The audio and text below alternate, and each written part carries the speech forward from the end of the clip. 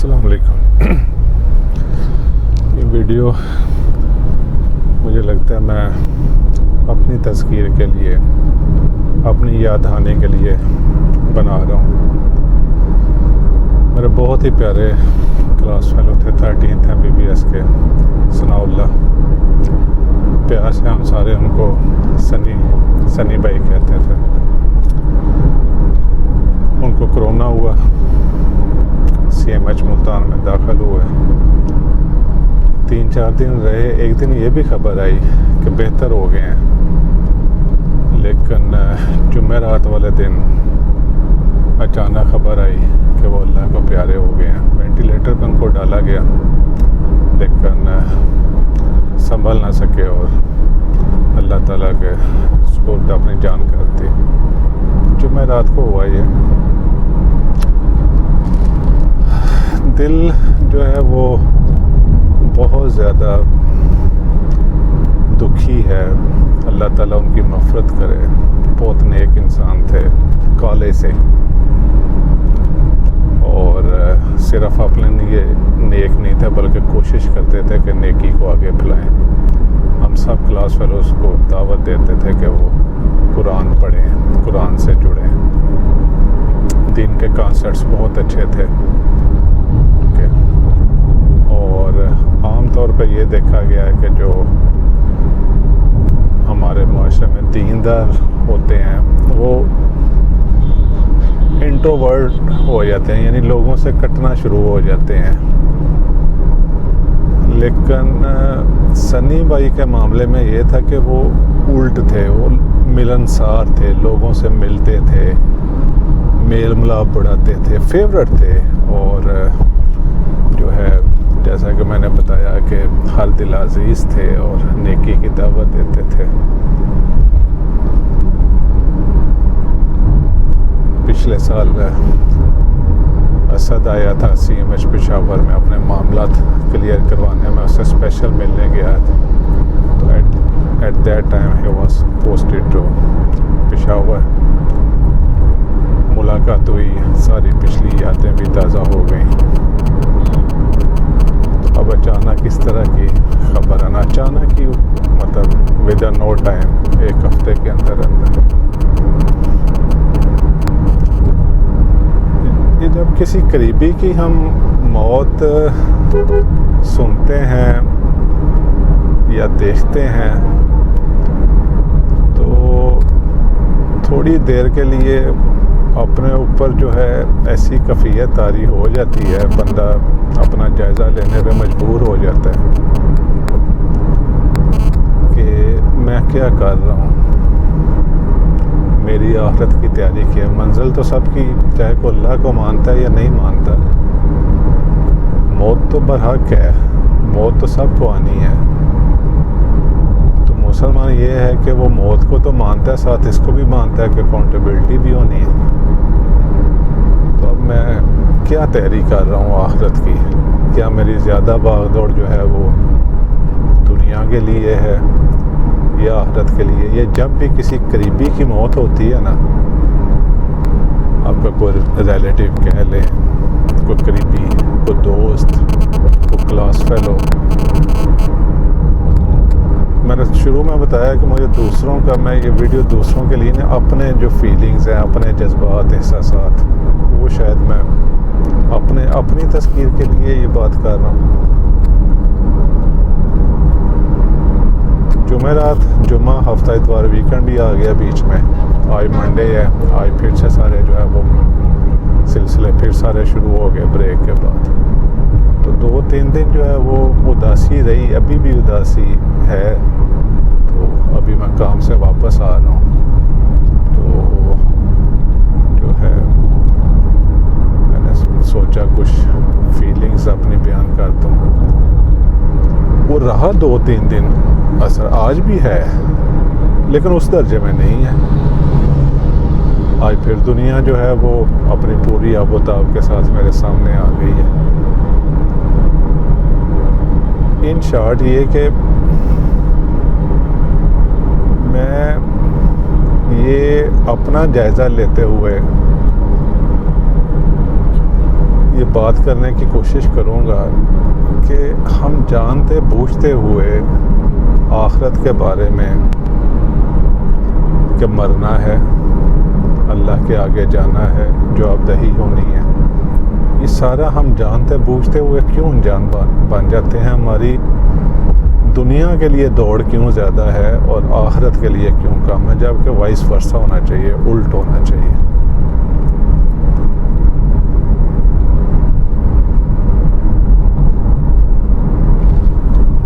اس میں قرآن پاک جو وجوہات بتاتا ہے وہ یہ ہے کہ آج ہی میں پڑھ رہا تھا، سورہ تغابن میں آتا ہے، یا ایھا الذین آمنوا ان من ازواجکم و اولادکم عدوا لکم فاحذروہم، اے وہ لوگوں جو ایمان لائے ہو، یقیناً تمہاری بیویوں میں سے اور تمہارے جو بچے ہیں، جو اولاد ہیں، ان میں سے کچھ دشمن ہیں تمہارے، فاحذروہم، ان سے بچو۔ یہ کون سی بیویاں اور بچے ہیں جو اپنی بے جا خواہشات کے لیے ہمیں حرام میں منہ مارنے کے لیے مجبور کر دیتے ہیں، ان کی خواہشات پوری کرتے کرتے بے جا خواہشات،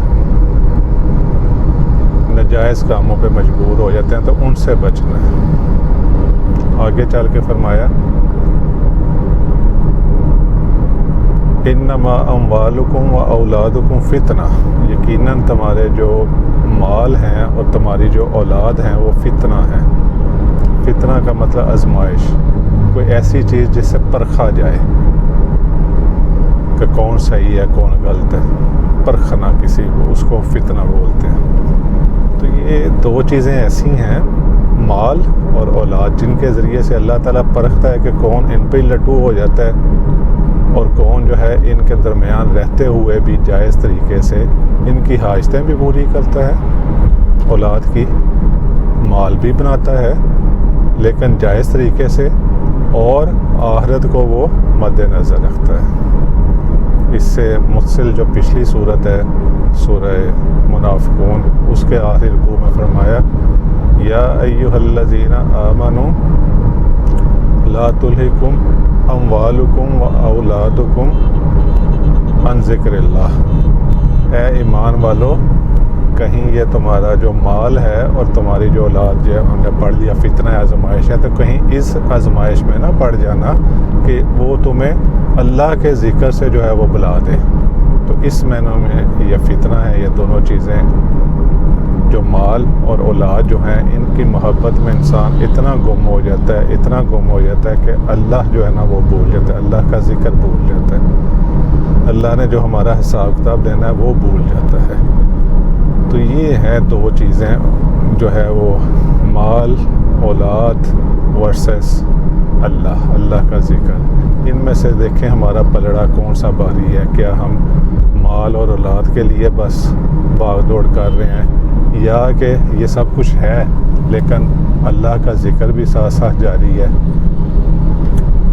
آخرت بھی جو ہے وہ بھی ہمارے مد نظر ہے، اس کی تیاری ہے۔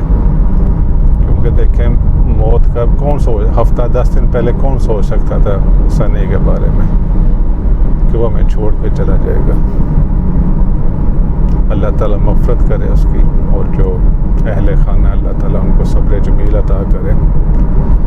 تو بعض تو طبعی ہوتی ہیں، بعض ایسے ہوتی ہیں مطلب بندہ ٹھیک ٹھاک ہے اور اچانک اللہ کے پاس وہ چلا گیا۔ تو ہمیں یہ دنیا میں رہتے ہوئے، اپنی اہل خانہ میں رہتے ہوئے، مال کے لیے کوشش کرتے ہوئے جو ہے وہ اس ساری جو باغ دوڑ ہے اس کو کرنا ہے، لیکن جو ہے اللہ کو نہیں بھولنا، آخرت کو جو ہے وہ نہیں بھولنا۔ جس طرح وہ آتا ہے نا سورہ راہ میں آیت نمبر 103 104 ہے کہ اس کا ترجمہ کچھ اس طرح کیا ہے کہ کیا تمہیں نہ بتایا جائے کہ اعمال کے اعتبار سے سب سے خسارے میں رہنے والے لوگ کون ہیں؟ الذین ضل سعیہم فی الحیات الدنیا، کہ جو دنیا میں باغ دوڑ کرتے رہے، صحیح کرتے رہے، جد و جہد کرتے رہے، ہر انسان کا مقدر ہے اس نے باغ دوڑ کرنی ہے، پوری کوئی کیریئر بناتے رہے، سب کچھ کرتے رہے، باغ دوڑ، مال پانی سب کچھ،